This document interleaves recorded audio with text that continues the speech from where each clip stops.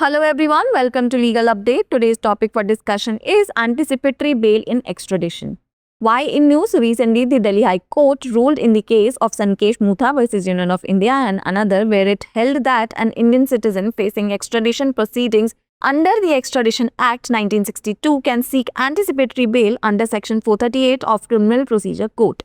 Background of the case: a former employee of Flawless Company Limited in Bangkok was accused of stealing diamonds worth approximately 15.16 million baht. He returned to India after working with the company for 8 years only to face a criminal complaint and arrest warrant from the Southern Bangkok Criminal Court. Thai authorities sought his extradition, leading to the initiation of proceedings under the Extradition Act 1962. He approached the Delhi High Court challenging the denial of anticipatory bail by the trial court under the Extradition Act. What were the court observations?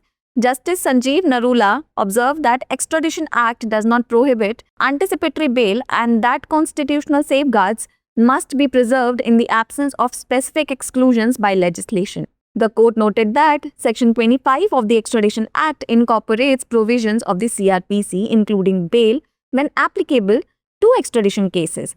The court highlighted that Extradition Act, while a special law, cannot override the general procedural safeguards guaranteed by the CRPC and Article 21 of the Indian Constitution. What were the provisions involved? Section 438 of CRPC, the provision allows a person to apply for anticipatory bail if they apprehend arrest for a non-bailable offence. Second, Section 25 of the Extradition Act 1962, which allows the application of bail provisions under CRPC to extradition cases, affirming that the principles of anticipatory bail apply to extradition proceedings. Third, Article 21 of the Indian Constitution, which guarantees the right to life and personal liberty, emphasizing that no one should be deprived of their liberty except by a fair procedure established by law. It's the time for practice question. What is the role of Section 25 of the Extradition Act in bail proceedings? Option A: it cancels all bail applications. Option B: it incorporates the provisions of CRPC regarding bail. Option C: it only applies to foreign nationals. And option D: it limits bail only to Indian citizens. Pin down your answers in the comment section below.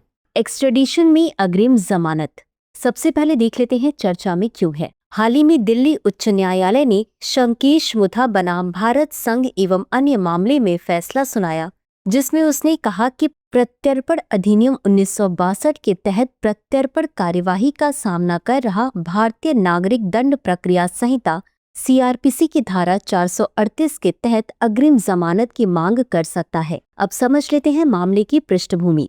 Bangkok स्थित flawless company limited के एक पूर्व कर्मचारी पर लगभग 15.16 million बाट मूल्य के हीरे चोरी करने का आरोप लगाया गया।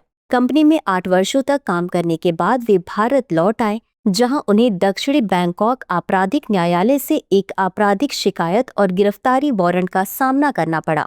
थाई प्राधिकारियों ने उसके प्रत्यर्पण की मांग की, जिसके परिणाम स्वरूप प्रत्यर्पण अधिनियम 1962 के तहत कार्यवाही शुरू हुई। उन्होंने प्रत्यर्पण अधिनियम के तहत निचली अदालत द्वारा अग्रिम जमानत देने से इनकार करने को चुनौती देते हुए दिल्ली उच्च न्यायालय का दरवाजा खटखटाया। न्यायालय की टिप्पणी: न्यायमूर्ति संजीव नरूला ने कहा कि प्रत्यर्पण अधिनियम अग्रिम जमानत पर रोक नहीं लगाता है और कानून द्वारा विशिष्ट अपवर्जन के अभाव में संवैधानिक सुरक्षा उपायों को संरक्षित किया जाना चाहिए। अदालत ने कहा कि प्रत्यर्पण अधिनियम की धारा 25 में जमानत सहित CRPC के प्रावधान शामिल हैं, जो प्रत्यर्पण मामलों पर लागू होते हैं। अदालत ने इस बात पर जोर दिया कि प्रत्यर्पण अधिनियम एक विशेष कानून होते हुए भी संविधान के अनुच्छेद 21 के तहत CRPC द्वारा गारंटीकृत सामान्य प्रक्रियात्मक सुरक्षा उपायों को दरकिनार नहीं कर सकता। शामिल प्रावधान: CRPC की धारा 438 अग्रिम जमानत। यह प्रावधान किसी व्यक्ति को अग्रिम जमानत के लिए आवेदन करने की अनुमति देता है यदि उसे गैर जमानती अपराध के लिए गिरफ्तारी की आशंका हो। प्रत्यर्पण अधिनियम 1962 की धारा 25। यह धारा CRPC के तहत प्रत्यर्पण मामलों में जमानत प्रावधानों के आवेदन की अनुमति देती है तथा यह पुष्टि करती है कि अग्रिम जमानत के सिद्धांत प्रत्यर्पण कार्यवाही पर लागू होते हैं। संविधान का अनुच्छेद 21 जीवन और व्यक्तिगत स्वतंत्रता के अधिकार की गारंटी देता है तथा इस बात पर बल देता है कि कानून द्वारा स्थापित निष्पक्ष प्रक्रिया के अलावा किसी को भी उसकी स्वतंत्रता से वंचित नहीं किया जाना चाहिए। अब बारी है आज के अभ्यास प्रश्न की। जमानत कार्यवाही में प्रत्यर्पण अधिनियम की धारा 25 की क्या भूमिका है? ए, यह सभी जमानत आवेदनों को रद्द कर देता है। बी, यह जमानत के संबंध में सीआरपीसी के प्रावधानों को शामिल करता है। सी, यह केवल विदेशी नागरिकों पर लागू होता है। डी, यह जमानत को केवल भारतीय नागरिकों तक सीमित करता है। इस प्रश्न का उत्तर कमेंट बॉक्स में जरूर दें। अभी के लिए बस इतना ही। धन्यवाद।